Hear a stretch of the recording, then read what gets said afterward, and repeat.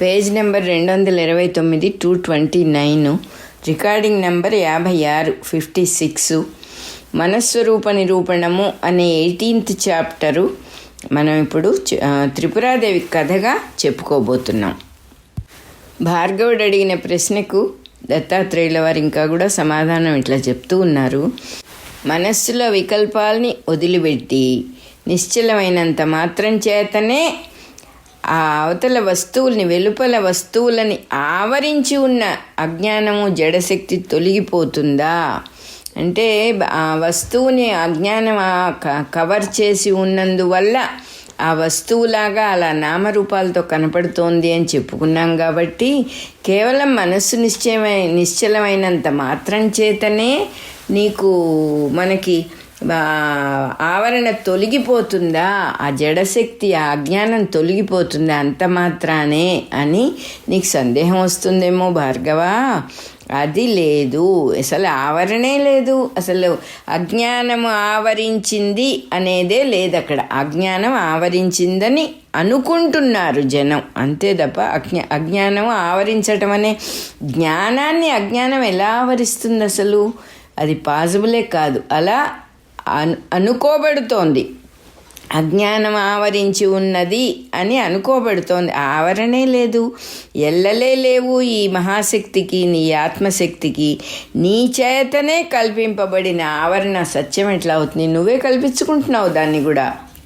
కల్పించబడిన అంటే ఇక్కడ చెబుతూ ఉన్నారు, మనము అనేక విషయాలు నమ్ముతూ ఉన్నాం. మన మనసులోకి వచ్చినవన్నీ బాగా కన్సాలిడేట్ చేసి నమ్మడం అనేది జరుగుతుంది. దాన్ని బాగా మనం ఒక కాన్సెప్చువలైజ్ చేసి గట్టిగా అంటి పెట్టుకొని ఉంటున్నాం. ఒక మనిషి అంటే ఇది, మనిషికి 2 కాళ్ళు, 2 చేతులు, కళ్ళు, ముక్కులు అన్నీ ఉంటాయి. ఇవన్నీ ఎస్టాబ్లిష్డ్ సత్యాల్లాగా అనుకుంటూ ఉన్నాం మనం. మనిషి అనేది మనం పెట్టుకున్న పేరు. రమణ మహర్షి అంటారు, నేను కుక్కను కాదు, పందిని కాదు, ఎద్దును కాదు అన్నావు, బాగుంది, నేను మనిషిని అక్కడ ఇరుక్కుపోయావేంటి నువ్వు అంటారు.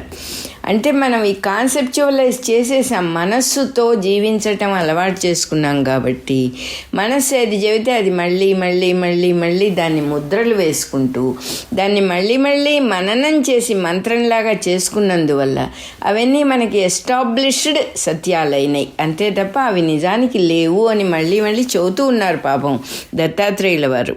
నామరూప జగత్తును నువ్వు ఊహించుకుంటున్నావు నాయనా. ఆ ఊహ ఆవరణ అని పేరు పెట్టాము. ఆవరణ లేదు అసలు, అది కేవలం ఊహే. అందువల్ల ఆవరణే లేనిది అసలు సత్యం ఎట్లా అవుతుంది?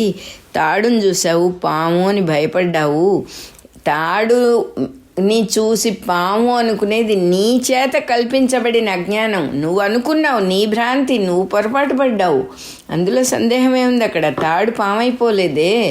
తర్వాత నిదానంగా చూసి ఓహో ఇది తాడే అని అర్థం చేసుకున్నావు, బాగుంది.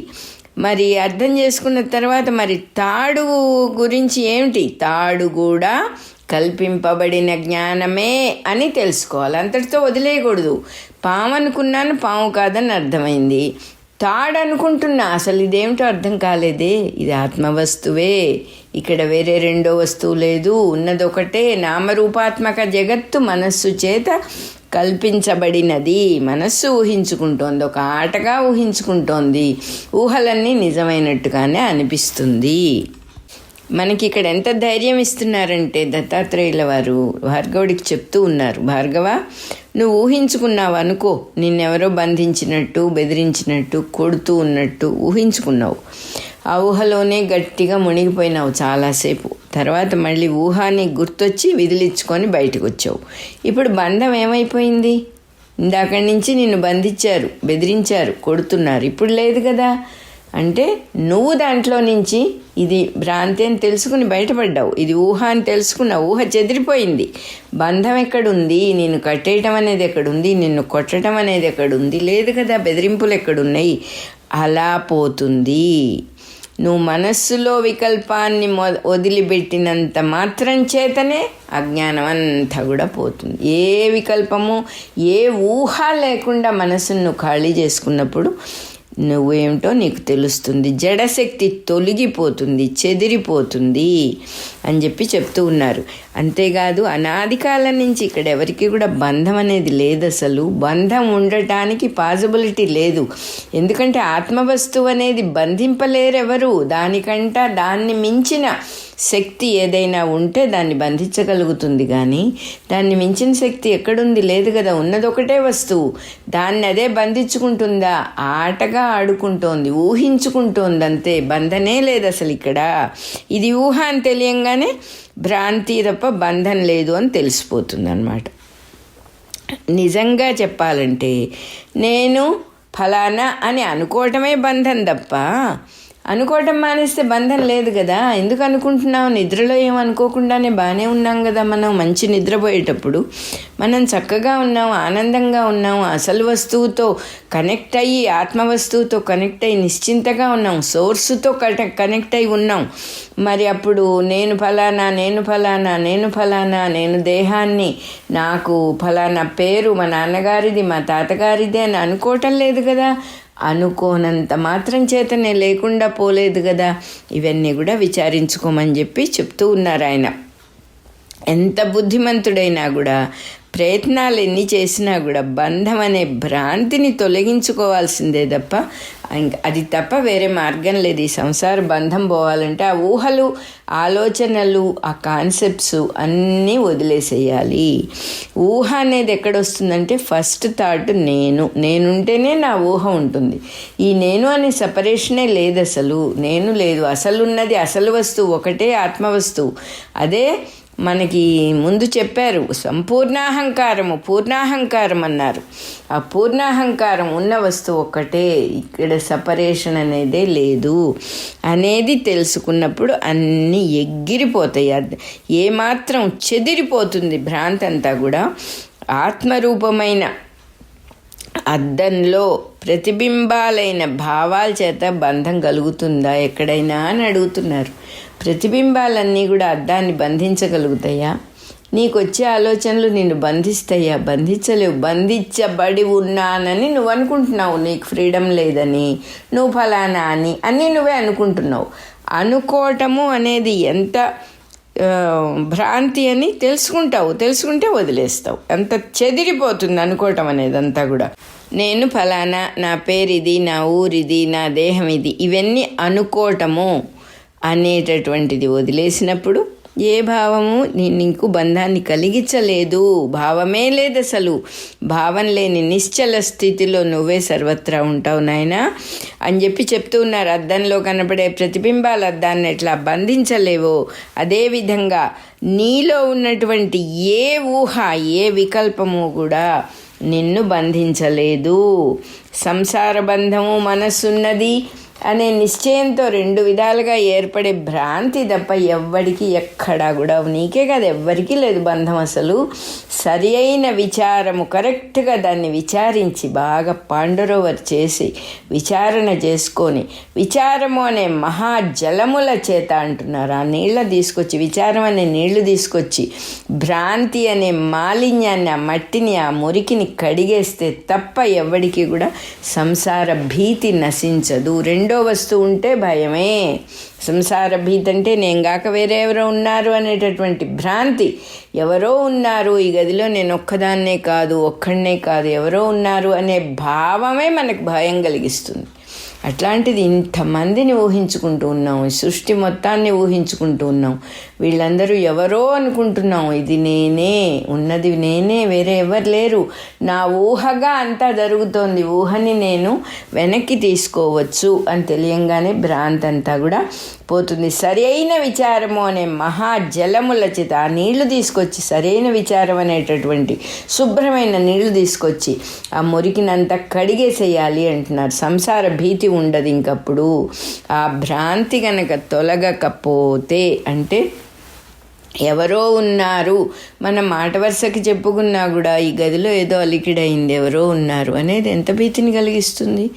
ఏమిటి ఆ కర్టెన్ ఎందుకు కదులుతోంది, ఎంత భీతిని కలిగిస్తుంది. ఏముంది అందులో?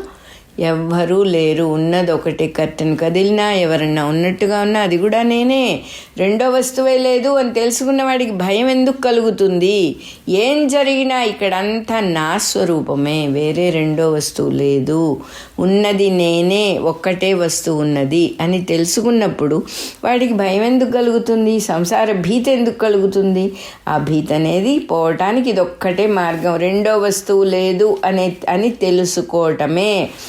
ఆ మాయ, ఆ భ్రాంతి, ఆ అజ్ఞానం తొలగిపోయేదాకా ఎవ్వరూ ఏ సహాయము చేయలేరు నాయన. నీకు బ్రహ్మ కానీ నేను కానీ, ఆ సాక్షాత్తు శంకరుడు వచ్చినా, విష్ణుమూర్తి వచ్చినా, సాక్షాత్తు విద్యారూపిణి అయిన త్రిపురాదేవి వచ్చినా నీకు ముక్తిని కలిగించలేరు ఎవరు కూడా. నీ భ్రాంతిని నువ్వే పోగొట్టుకోవాలి.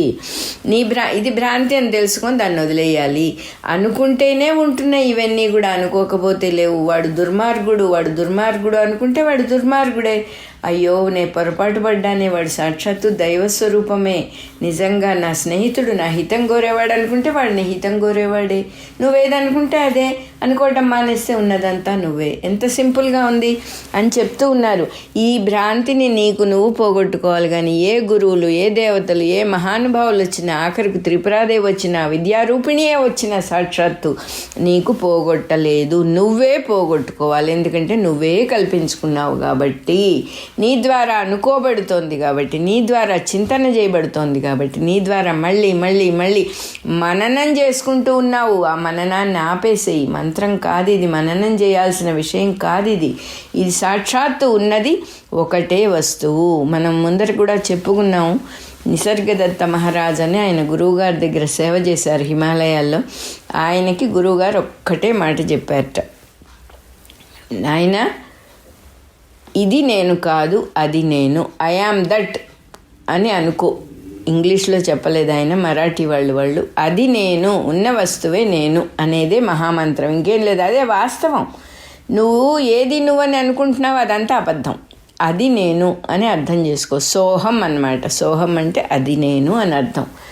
ఆ శ్వాసలో కూడా ఎప్పుడు సోహం అనే మంత్రమే పలుకుతూ ఉంటుంది. అయినా మనం పట్టించుకోకుండా తిరుగుతూ ఉంటాము. ఇది సృష్టి ధర్మమే. అది కూడా సృష్టిలో సహజమే. నాటకం వేయాలనేది, నాటకం జరిగేది సహజమే. ఆయనకి ఈ రకంగా నువ్వు ఇది కాదు అది అని చెప్పి పంపించారు గురువుగారు. ఇంక వెళ్ళు, నువ్వు చదువు అయిపోయింది, నా శిష్యరికం నా దగ్గర అయిపోయింది, వెళ్ళిపోమన్నారు. ఆయన వచ్చాడు. ఇంటికి వచ్చిన తర్వాత అదే ధ్యాస, ఇంకేమీ లేదు. పెళ్లి చేసుకున్నాడు, భార్య పిల్లలు ఉన్నారు, ఏదో వ్యాపారాలు చేశాడు. ఏం చేస్తూ ఉన్నా కూడా అనుక్షణం నేను ఇది కాదు, నేను అది కదా, నేను ఇది కాదు, నేను అది కదా, సాక్షాత్తు ఆత్మస్వరూపాన్నే కదా. ఇవన్నీ నా మీద ఊరికే ఆరోపింపబడినవి, ఆపాదింపబడినవి కదా. మా నాన్నగారు ఏదో నేను పుట్టిన తర్వాత ఒక పేరు పెట్టారు, ఆ పేరు నేను అవను కదా. ఈ రక్తమాంసాలతో ఉన్న దేహం పెరుగుతుంది, విరుగుతుంది, మళ్ళీ పోతుంది. పోయేది నేను కాదు కదా. ఉన్నది ఎప్పుడు ఉన్నది అదే నేను అనేదే ఎప్పుడు అనుకుంటున్నాడు ఆయన. ఇంకా రెండో మాట లేదు. అదే మననం. మనం ఏది మననం చేస్తున్నామో అది ఆయన మననం చేయలేదు. మనమేమో ఎప్పుడు నిద్ర లేచినప్పటి నుంచి ఇది నేను అనుకుంటున్నాం. ఆయన అది నేను అనుకున్నారు. అనుకొని ఆయన చెప్పారు, సరిగ్గా 3 ఏళ్ళు పట్టింది నాకు రియలైజ్ అవ్వటానికి. ఈ మాట అనుకుంటూ ఉంటే 3 ఏళ్ళు అయిన తర్వాత సడన్లీ ఐ అండర్స్టూడ్. అది నిజమే కదా, ఊరికే అనుకోవటం కాదు. నేను ఏదనుకుంటున్నానో అది నిజం. నేనే సర్వత్రా ఉన్నాను, నాలోనే సృష్టి మొత్తం ఉన్నది. నేను ఎక్స్పాండ్ అయిపోయాను ఫుల్గా అని చెప్పారు ఆయన. అలా ఉంటుందన్నమాట. మనం దీన్ని మననం చేస్తూ ఉన్నాం ఇన్నాళ్ళు.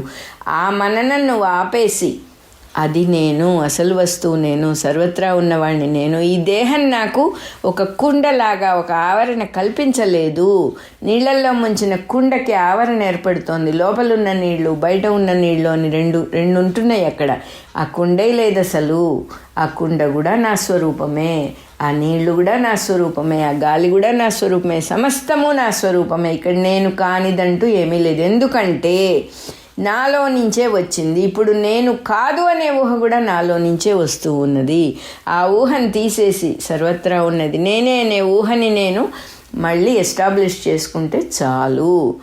యాక్చువల్గా అదే చెబుతూ ఉన్నారు ఇక్కడ దత్తాత్రేయుల వారు, నువ్వు రెండో ఊహ ఎస్టాబ్లిష్ చేయక్కర్లేదు.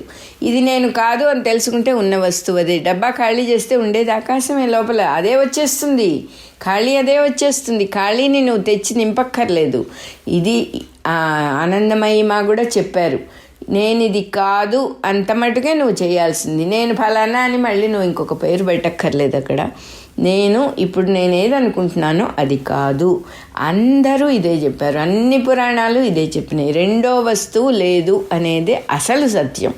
కానీ మనం మనకి ఇష్టమైన విషయాలు మటుకు ప్రతి దాంట్లో నుంచి పికప్ చేసుకుని అవి మళ్ళీ మళ్ళీ చెప్పుకుంటాం. అవన్నీ కథలు మనస్సుకు ఇంట్రెస్ట్గా ఉంటాయి. మనస్సు అనే ఇన్స్ట్రుమెంటుతో బతకటం ఆపేసి, ఒక విధంగా చెప్పాలంటే మనకి చాలా సన్నిహితంగా ఉండి, హితశత్రువు అంటారు దాన్ని.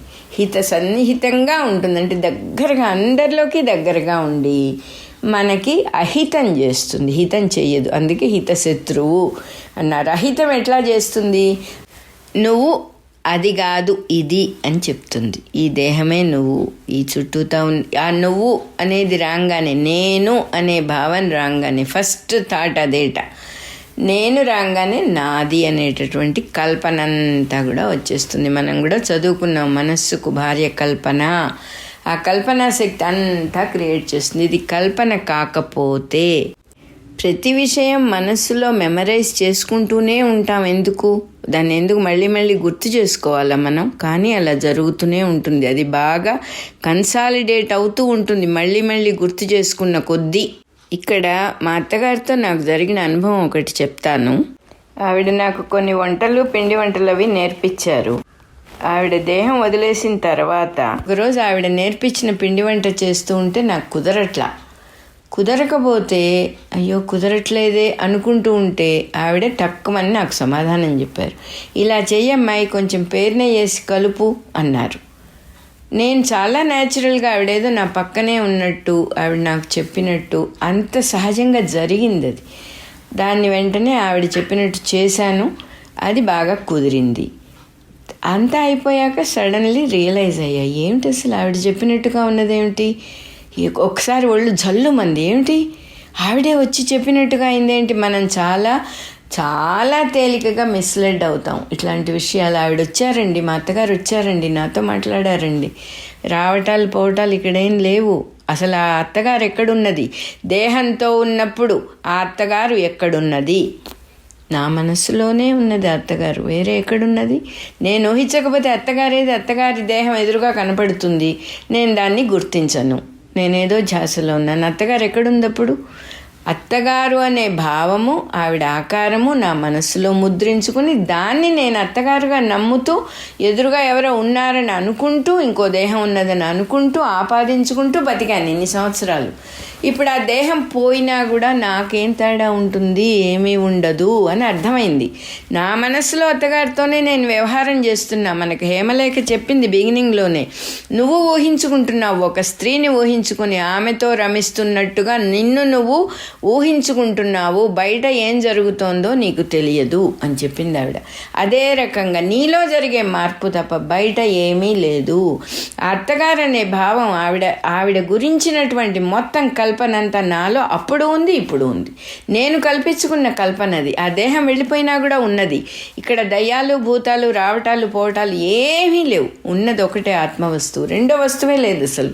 ఉన్న వస్తువు నేను కల్పించుకున్న జగత్తే అని ఇంకొకసారి నాకు ప్రూవ్ అయింది. నాకు చాలా జల్లుమంది నిజంగా. ఏమిటిదంటే, ఓహో దైవం నా కోసం చేశాడు ఇది, ఈ మాయ. ఏమిటంటే అప్పుడు అది నీ ఊహే, ఇప్పుడు అది నీ ఊహే. అప్పుడు ఆవిడ చెప్పిందని అనుకున్నావు, నీ మనసులో నువ్వు ఊహించుకున్నావు ఆవిడని బయట చెప్పినా కూడా నీ మనస్సులో ఆ పిక్చర్ లేకపోతే నువ్వు గ్రహించలేవు. టీవీ స్క్రీన్ మీద సినిమా చూస్తూ ఉంటే నీ మనసులో ఆ సినిమా రన్ అవ్వకపోతే అది నీకు లేదు అనేది ఎంత పరమ వాస్తవమో ఇది కూడా అంతే.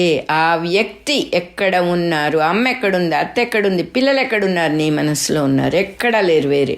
నీ మనసులోంచి నువ్వు అందరినీ తీసేసినప్పుడు ఎవ్వరూ ఉండరు, నువ్వే ఉంటావు. ఎందుకంటే నీ సపరేషన్ మానేసావు. అంతేగాని వాళ్ళందరూ లేరు అనేది అన్యాయం కాదు, దాన్ని తప్పుగా అసలు అనుకోకూడదు. అనుకోకూడదు. వాళ్ళందరూ విడిగా లేరు అని అర్థమైందన్నమాట. అంతా ఒకటే వస్తువు. నా వేళ్ళు నా కాళ్ళు నేను సపరేట్గా ఎలా అనుకోనో, నా జుట్టు నా గోళ్ళు అన్నీ నావి అని ఎట్లా అనుకుంటూ ఉన్నానో అంతా నేనే అని అర్థం చేసుకోవటమే ఇక్కడ. నేను విడిగా ఉండి ఊహించుకున్న కల్పనలో మా అత్తగారు అనేటటువంటిది ఒక పిక్చర్ ఉంది. ఆ పిక్చరు అప్పుడు ఎలా ఉందో ఇప్పుడు అలాగే ఉంది. ఆవిడ దేహంతో ఉన్నా దేహం లేకపోయినా దానికి ఎట్లాంటి సంబంధము లేదు అని నాకు అర్థమైంది. చాలా ఆశ్చర్యపోయాను అది తెలియంగానే. నేను ఇది వీళ్ళు చెప్తూ ఉంటే అదేనేమో అని నాకు బాగా క్లారిటీ వస్తుంది. వాళ్ళు చెప్తూ ఉన్నది అదే.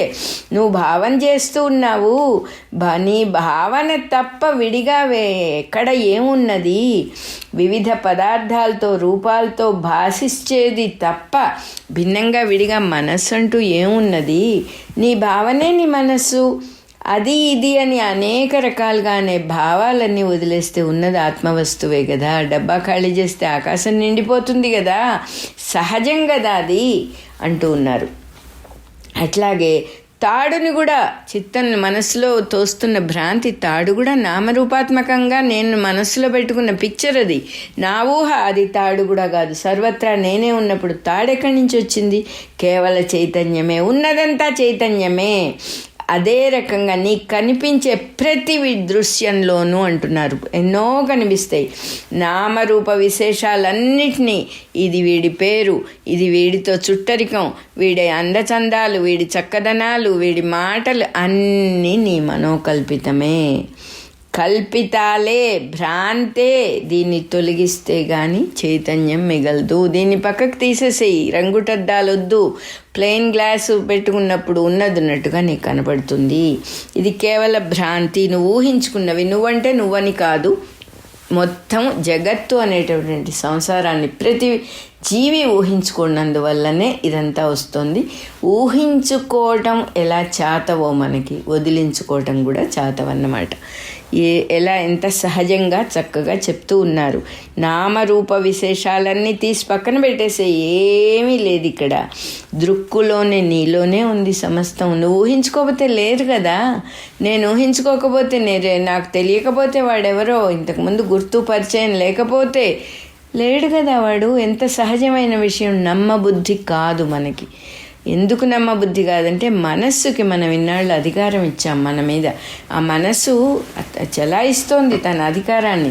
దాని ఇవాళ నువ్వు సింహాసనం దిగవే అంటే దిగదు. నెమ్మదిగా దాని అశక్తతని, మన శక్తే అది అని దానికి తెలియాలి. దానికి శక్తి విడిగా లేదు, మనం ఇచ్చిన అధికారమే. మన అధికారం తీసేస్తే అది నిర్వీర్యం అయిపోతుంది అని ఆ ఎనర్జీకి తెలిసినప్పుడు సర్దుబాటు అయిపోయి బుద్ధిలో చల్లగా జారుకుంటుందని చెప్పారు మనకి ఇదివరకే. బుద్ధిలో మనస్సు చక్కగా కుదురుకొనును అని చెప్పారు ఇంతకుముందు దత్తాత్రేయుల వారు. ఇంతకుముందు చెప్పుకున్నట్టుగా ఇక్కడ క్లియర్గా మళ్ళీ ఇంకోసారి చెప్తూ ఉన్నారు. ఉన్నదంతా నీ దృక్కే, దృశ్యాలన్నీ కూడా నీ దృక్కులోనే నీలోనే రూపొందుతున్నాయి. నీ దృష్టి ప్రసరించకపోతే దృశ్యం లేదు నాయనా అని చెప్పేశారు ఇక్కడ దత్తాత్రేయుల వారు క్లియర్గా. ఆ దృక్కులో నామరూపాలని గ్రహించకపోయినా కూడా దృశ్యం లేదు. నువ్వు మెదలకుండా ఎక్కడో చూస్తూ ఏదో ఆలోచిస్తూ ఎదురుగా ఉన్న దృశ్యాన్ని నువ్వు చూడకపోతే నీకు అది లేదు. నీ మనసు అప్పుడు క్రియేట్ చెయ్యలేదు. అంటే నీ దృష్టి ద్వారానే అది క్రియేట్ అవుతోంది. వెండి చెంబు, వెండి కంచం మొదలైనవన్నీ వెండి కంటే భిన్నంగా ఎందుకుంటే ఉండవు కదా, ఒకటే వస్తువు. అదే రకంగా నీకు కనపడే దాంతో నువ్వు కనెక్ట్ చేస్తున్నావు తప్ప అది లేదు. నీ మనస్సే క్రియేట్ చేస్తోంది, నీ దృష్టి క్రియేట్ చేస్తోంది. దృష్టి సృష్టి అని చెప్పేశారు ఇక్కడ. అది నీ స్వరూపమే, అసలు ద్వైతమే లేదు ఇక్కడ. ఇంతకు ముందు కూడా మనం చెప్పుకున్నాం ద్వైతం అంటే ఏమిటి? సముద్రంలో నుంచి పైకి లేచిన ఒక బుడగ, ఇది నేను అని ఒక క్షణం అది అనుకుంటోంది, అది ద్వైతం. అయ్యో నేను సముద్రంలో భాగాన్నే కదా, నేను కూడా సముద్ర స్వరూపమే నాది అని అనుకుంటుంది, అది అద్వైతం. నేను సముద్ర స్వరూపం ఎట్లా అవుతాను? నేను సర్వసాధారణమైన చిన్న బుడగని తప్పంటే పగిలిపోతాను. నేను సముద్రమే అని తెలుసుకుని దాంట్లో కలిసిపోయినప్పుడు, వెనక్కుపడి దాంట్లో కలిసిపోయినప్పుడు అది నేనవుతాను అని తెలుసుకోవడం విశిష్టాద్వైతం. ఎంత చక్కగా సింపుల్గా మనకి ఆచార్యులందరూ దీన్ని చక్కగా చెప్పారు యాక్చువల్గా. కాబట్టి ద్వైతానికి ప్రసక్తే లేదు. ఉన్నది ఒకటే, దృక్కొక్కటే ఉన్నది, చూసేవాడే ఉన్నాడు, అవేర్నెస్సే ఉంది, కాన్షియస్నెస్సే ఉంది. ఇవన్నీ ఆ దృక్కు అనేదానికి పేర్లు. కాన్షియస్నెస్ అంటే you are conscious about something. లేని దాన్ని గురించి కాన్షియస్గా ఉన్నావు, లేని దాని గురించి అవేర్గా ఉన్నావు, నీలో నుంచే తీసుకొస్తూ ఉన్నావు ప్రతి వస్తువుని. ఇక్కడ రెండో వస్తువు లేదు, ఉన్నట్టుగా అనిపిస్తుంది. ఉన్నట్టుగా అనిపించేది కాబట్టి ఒకప్పుడు ఉండి ఇంకొకప్పుడు లేకపోవటము, నువ్వు భావించినప్పుడు ఉండి నువ్వు నిద్రపోయేటప్పుడు లేకపోవటం, నువ్వు జగత్తులో విహరించినప్పుడు ఉండి నువ్వు సమాధిలోకి వెళ్ళినప్పుడు లేకపోవటం. ఈ రెండు స్థితులు కూడా ఎందుకు వస్తున్నాయి అంటే నీ ద్వారానే, నీ దృష్టి ద్వారానే, నీ దృష్టి ప్రసరించినందువల్లనే అది జరుగుతోంది. కాబట్టి రెండున్నాయి.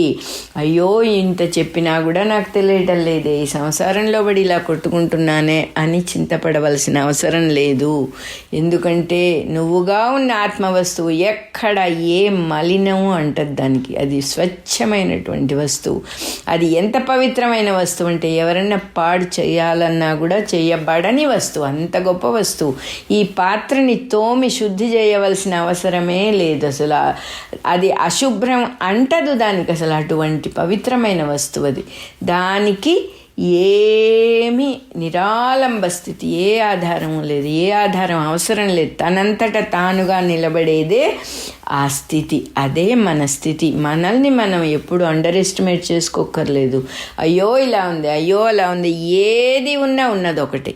ఎలా కనపడినా, సంసారంలాగా కనపడినా, అజ్ఞానంలాగా కనపడినా, ఆ బంధువుల్లాగా కనపడినా, శత్రువుల్లాగా కనపడినా, అయ్యో ఉన్నది ఒకటే కదా, ఇది వేరే పేరు పెట్టాము అంతే, ఇంకేం లేదు. అమ్మో ఇంత కష్టం వచ్చిందే, ఎవరికి వచ్చింది కష్టం? నాకా? నేనెవరు అసలు? నేను ఆత్మవస్తువునే కదా, ఆత్మవస్తువుకు కష్టం ఎందుకు వస్తుంది? అసలు ఏమీ లేదు అని తుడిచేసుకుంటూ జీవితాన్ని చక్కగా మలుచుకోవచ్చు. అంత చక్కగా గురువులు మనకి ఎంతో వివరంగా చెప్తూ ఉన్నారు. ఇక్కడ జాగ్రత్త దశలో ఎన్నో వస్తువులు స్థిరంగా మనకు ఉపయోగపడుతున్నట్టుగా కనిపిస్తాయి. కళలో కూడా అలాగే అనిపిస్తుంది కదా నాయన అంటున్నారు ఆయన. కళలో పదార్థాలన్నీ ఉపయోగపడుతూ ఆ సమయానికి ఒక బెంచ్ ఉంటే దాని మీద మనం కూర్చుంటాం. మంచం వస్తుంది కళలో, మంచం మీద పడుకుంటాం, ఈ దేహం పడుకుంటుంది. మరి అటువంటప్పుడు అవి ఉన్నట్టే కదా, స్థిరంగా ఉన్నాయని అనుకుంటామా? తర్వాత ఇంకో మ్యాజిక్ చెప్తూ ఉన్నారు ఇక్కడ. నీ కళ మెళుకు రాగానే ఇది కళ అని తెలుస్తుంది. జాగ్రత్త దశలోకి రాగానే మరి కళలోకి వెళ్ళినప్పుడు ఇది జాగ్రత్త అని తెలియట్లేదే అంటున్నారన్నమాట. కళలో చూసిందంతా మెళుకు వచ్చిన తర్వాత లేదు, మాయమైపోయింది. నిద్రపోయేటప్పుడు జగత్తంతా మాయమైపోయింది, జాగ్రత్త అంతా మాయమైపోయింది నిద్రపోయేటప్పుడు. ఈ కళకి ఆ జాగ్రత్తకి కొంచెమే తేడా ఉంది, ఎక్కువ లేదు. స్వప్నం, కళ మిథ్య అనే చక్కని అభిప్రాయం మనందరికీ ఉంది. కళ అండి, అయ్యో కళ వచ్చిందండి అని చాలా సహజంగా ఇది నిజం కాదు, ఇది కళ అని చెప్పుకుంటాం. మరి జాగ్రత్తలో మనకి అన్నీ కనపడుతూ ఉన్నవన్నీ కూడా నిజంగా అనిపిస్తున్నాయి, కానీ స్వప్నంలో అవి అసత్యాలే కదా.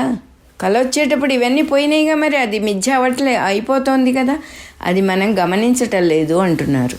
కళలో కనబడ్డవి ఇప్పుడు లేవు, ఇప్పుడు కనపడుతూ ఉన్నవి కళలో మాయమైపోయింది. జగత్తంతా కూడా మాయమైపోయి వేరే ప్రపంచం వచ్చింది కళలో. అంటే ఇది మిథ్య అయినట్లే కదా అంటున్నారు. కళ మిథ్య అయినప్పుడు ఇది కూడా మిథ్య అయి తీరాలి, రెండు ఒకటే ఇంచుమించుగా అని చెబుతూ ఉన్నారు. కానీ జాగ్రత్తలో అవి లేకపోవటం వల్ల కదా మిథ్య అంటున్నావు కళని. అట్లాగే స్వప్న ప్రపంచంలో కళ అనే ప్రపంచంలో జాగ్రత్త అనే వ్యవహారం ఉండదు కదా, కాబట్టి అది కూడా మిథ్యయే, కానీ అది కూడా మాయే. కానీ ఇక్కడ ఒక పర్మనెంట్ వస్తువు ఉంది, దాన్ని వదలొద్దు, దాన్ని పట్టుకోవాలి అంటున్నారు. ఏమిటది? కళని చూస్తూ ఉన్నది నువ్వే, జాగ్రత్తని చూస్తూ ఉన్నది నువ్వే. విట్నెసింగ్ ప్రెజెంట్గా ప్రెజెన్స్ నీది, సాక్షిభూత స్థితి నీది. నువ్వు అది చూసావు, ఇది చూసావు, అప్పుడు ఉన్నావు, ఇప్పుడు ఉన్నావు, ఎప్పుడు ఉన్నావు. నువ్వు లేని స్థితే లేదు. ఎప్పుడు ఇప్పుడే అనే మాట ఎంత సత్యమో, ఎప్పుడు ఉన్నది నువ్వే అనేది అంతే సత్యం. సర్వత్రా ఉన్నటువంటి వస్తువువి నువ్వు, ఎప్పుడు ఉన్నటువంటి వాడివి, సర్వత్రా ఉన్నవాడివి, ఎప్పుడు ఉన్నవాడి అచ్యుతుడివి. అటువంటి వస్తువు నీలో ఉన్నది. ఇది కాదు అది అని అనుకుంటావు, ఆటగా అనుకుంటావు, మళ్ళీ వెనక్కి వస్తావు, నిద్రపోతావు. చక్కగా నిద్రపోయినప్పుడు అదే నువ్వైపోతావు. చెప్తూ ఉన్నారు చక్కగా, నువ్వు మారటం లేదు, చూసేవాడు ఎప్పుడు అలాగే ఉన్నాడు. ఆ దృష్టి మారి ఒకసారి కలగా కనిపిస్తుంది, ఒకసారి జగత్తుగా కనిపిస్తుంది. ఇంకొక దృష్టాంతం కూడా విను. స్థిరంగా ఉన్నట్టుగా అనిపిస్తున్నాయి కానీ ఏ వస్తువైనా మాయామోహితుడైన వాడికే ఇది నిజంగా అనిపిస్తోంది. అంటే మాయలో పడిన వాడికే ఇది నిజమని అనిపిస్తోంది, లేని వాడికి అనిపించటం లేదు. ఋషులకు ఎవరికి ఇది నిజమని అనిపించటం లేదు. ఎప్పుడు ఏదుందో అదే సత్యమని వాళ్ళకందరికీ కూడా తెలిసింది. ఒకప్పుడైనా కూడా లేకుండా పోదు, అదే సత్యం. ఎప్పుడు ఉండేదే సత్యం. స్వప్నంలో కానీ జాగ్రత్తలో కానీ మనం ఎలా గ్రహిస్తున్నామంటే మన దృక్కు ద్వారానే మనం గ్రహిస్తున్నాం. స్వప్నాన్ని గ్రహిస్తున్నాం, జాగ్రత్తని గ్రహిస్తున్నాం. ఆ గ్రహించేది గాఢ నిద్రలో కూడా ఉన్నది అని చెప్తూ ఉన్నారు ఇక్కడ. నువ్వు మంచి గాఢ నిద్రపోయినప్పుడు నాకు తెలియలేదు కదా, నేను లేను కదా అని అనటానికి అవకాశం లేదు. లేవంగానే మంచి నిద్రపోయానంటావు. ఆ దృక్కుకే ఆ విషయం తెలుస్తోంది. ఆ చక్కని నిద్రపోయాను అనే దాన్ని గ్రహించింది నీ స్వరూపమైన దృక్కే. కాబట్టి దృశ్యాలు లేని నిద్రలో కూడా దృక్కున్నది. అది లేని సమయమే లేదు.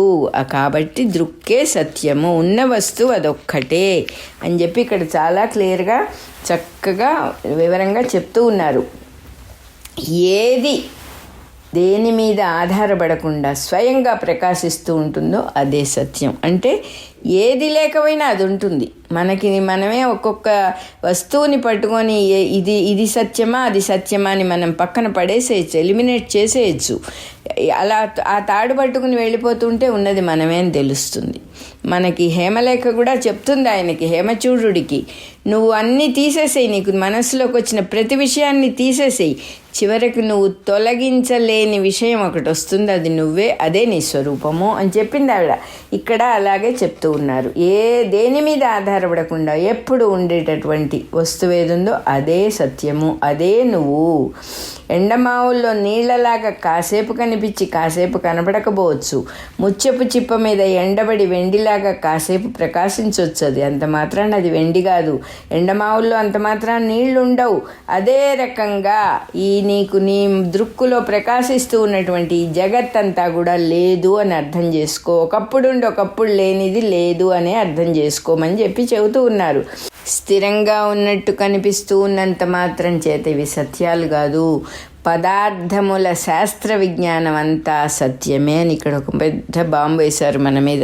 మనం ఒక్కొక్క పదార్థాన్ని ఎంతో సైంటిస్టులు ఎంతో కష్టపడి ఎన్నో చేసి అన్ని శాస్త్రం గురించి సైన్స్ అంతా డెవలప్ చేశారు, అంతా అబద్ధమే అంటున్నారు. అదే రకంగా ఏ శాస్త్రమైనా పోని సైంటిస్టులని మటుకు చెప్పి ఊరుకోటల్లా, ఏ శాస్త్రమైనా అంత శాస్త్ర విజ్ఞానం అంతా అసత్యమే. అది సత్యమైనట్టు అనుకోవడం మహాభ్రాంతి అని చెప్పేశారు. ముత్యపు చిప్ప కనిపించేదాకానే కదా ఇది నిజమని, వెండి నిజంగా అనిపిస్తుంది. ఆత్మసాక్షాత్కారం కలిగిన తర్వాత ఇవన్నీ అసత్యాలని తెలిసిపోతాయి. అప్పటిదాకా జగత్తు సత్యంగా అనిపిస్తుంది. ఆత్మజ్ఞానం కలగంగానే జగత్తు తాలూకు విజ్ఞానం అంతా అసత్యమైపోతుంది. అంటే మనం అంత కొట్టిపారేయటానికి వీల్లేదు. మనకు తెలియాలి ఇది నేను అని తెలిసినప్పుడు దానంతటా అదే అజ్ఞానం అంతా పడిపోతుంది. ఇప్పుడు మనం ఈ ద్వైతంలో ఉండి నేను దేహాన్ని అనే భావనలో ఉండి ఇంకా మనకు తెలియలే, థియరిటికల్గా తెలిసిందంతే ఉండి సైన్స్ అంతా నాన్ సెన్స్, శాస్త్రాలన్నీ అబద్ధం అని అనకూడదు.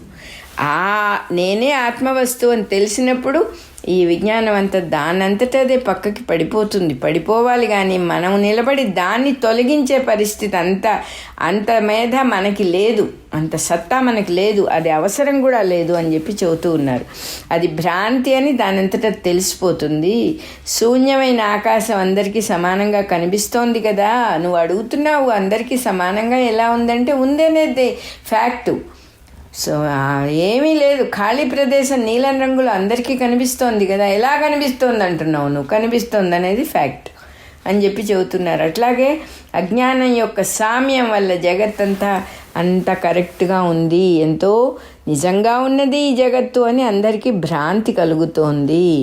శుద్ధమైన ఆత్మవిజ్ఞానం కూడా అందరికీ సమానంగా కలుగుతుంది, అందులో సందేహం లేదు అని చెప్పారు. నువ్వు అడిగిన దానికి నేను నాకు చేతైనంత చక్కగా చెప్పాను నాయన, నువ్వు కూడా బాగా విచారించుకో, ఒక నిశ్చయానికి రా. ఇదేదో గురువుగారు చెప్పారని నమ్మటం కాదు, నువ్వు బాగా పాండరోవర్ చెయ్యి దీన్ని అని చెప్తూ ఉన్నారు. అంతేకాదు, ఇదివరకు నువ్వు ఒక విషయం అడిగావు నన్ను, నువ్వు ముక్తి పొందిన తర్వాత ఈ లోక వ్యవహారం ఎట్లా జరుగుతుంది ముక్తి పొందిన వాళ్ళకి అని ఇదివరకు ప్రశ్న చేశావు. దానికి కూడా సమాధానం చెబుతాను. లోకంలో 3 రకాలు ఉన్నాయి. ముక్తులు అనేవాళ్ళు 3 రకాలుగా ఉన్నారు. ఉత్తములు, మధ్యములు, అధములు అని. ప్రారబ్ధం వల్ల కలిగే సుఖ దుఃఖాలు, అంటే ప్రారబ్ధం అనేది ముక్తి పొందిన తర్వాత కూడా వదలదు. ప్రారబ్ధం అంటే చెప్పుకున్నాం ఇదివరకు చేసిన పనులు సగం చేసిన పనులు కంప్లీట్ చేయాలి. అవి ఆ కంప్లీట్ అవ్వటము అంటే వదిలిన బాణం ఆల్రెడీ అది ఆ గురి వెళ్ళిపోతుంది, అది ఎవరు మధ్యలో ఎవరు పట్టుకొని దాన్ని ఆపలేరు. జీవన్ముక్తుడైనా కూడా అటువంటి ప్రారబ్ధం వల్ల కలిగే సుఖ దుఃఖాలతో కలత పొందుతూ అనుక్షణం స్వరూపజ్ఞానం ఉన్నా కూడా కలత పొందుతూ ఉండేవాళ్ళు ఉంటారు. వాళ్ళు జ్ఞానులే, ముక్తులే, కానీ అధమ జ్ఞానులు అని చెబుతారు వాళ్ళని. సుఖ దుఃఖాలు ఇంకా వాళ్ళని వదలవు అని చెప్పారు. అదే రకంగా మంచి చల్లని గాలి వస్తుంది, సుఖంగా ఉంది, నల్లులు దోమలు గుడుతున్నాయి, దానివల్ల దుఃఖంగా ఉంది, అయినా కూడా మంచి నిద్రపోతాడు వాడు. అది పట్టించుకోడు, ఇది పట్టించుకోడు. ప్రారబ్ధం వల్ల సుఖ దుఃఖానుభవాలు కలుగుతూ ఉన్నా కూడా గుర్తించకుండా శాంత చిత్తులై ఉండేవాళ్ళ మధ్యములు అంటున్నారు. అంటే దోమలు గుట్టినా ఓకే, మా చల్లని గాలి వచ్చినా ఓకే, వాడి నిద్ర ఏదో వాడు పోతాడంటే పట్టించుకోకుండా బతికేవాడు మధ్యముడు. జీవన్ముక్తులలో 2వ రకం మధ్యముడు. 3వ రకం ఉన్నాడు, ఆపదలు ఎన్ని వచ్చినా ఏమీ చెల్లించట. ఎంత గొప్ప సుఖం కలిగిన ఆనందం అనేది, అంటే ఎగ్జైట్మెంట్లు ఉండవు. ఎంత అద్భుతమైన విషయాలు వాడి కళ్ళ ముందు జరిగినా కూడా ఆశ్చర్యపోవటం అనేది ఉండదు. టేక్ ఇట్ ఈజీగా మామూలుగా ఉంటాడు. అంటే తనను తాను తెలుసుకున్నవాడు, నేను స్థిరమైన వాడిని, నేను అచ్యుతుణ్ణి అని తెలుసుకున్నవాడు ఎలా ఉంటాడో చెబుతున్నారు. ఏ పరిస్థితిలోనూ స్వరూపం నుంచి తొలగకుండా, అంటే స్వరూప ధ్యానం నుంచి పక్కకెళ్ళడు, వేరే ఇతర చింతలు చెయ్యడు. ఎంతో శాంత చిత్తంతో ఉండి అందరిలాగానే సర్వసామాన్యంగా వ్యవహరిస్తూ ఉంటాడు. అన్ని వ్యవహారాలు చేస్తున్నవాడిలాగా ఉంటాడు. వాడేదో స్పెషల్ అని ఎక్కడ మనకు పిక్చర్ ఇవ్వడు. అటువంటి వాడు ఉత్తమ జ్ఞాని అని చెప్పారు. ఉత్తముడు కేవల జ్ఞాని, మధ్యముడు, అధములు జీవన్ముక్తులు. జస్ట్ ముక్తి వచ్చింది వాళ్ళకి, కానీ ఇంకా పరిపక్వత రాలేదు. 3 రకాలుగా ఉంటాయి ఈ ముక్తి కూడా అని చెబుతూ ఉన్నారు.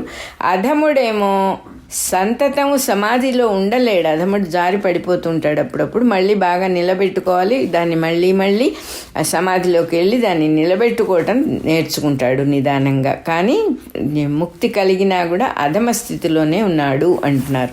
మనస్సు వ్యవహారాల్లో ప్రసరించకపోయినా కూడా బయట దృఢమైన సమాధి స్థితిలో ఉండేవాడే ఉత్తముడు. బయట ప్రపంచం వాడి లోపలికి వెళ్ళదన్నమాట.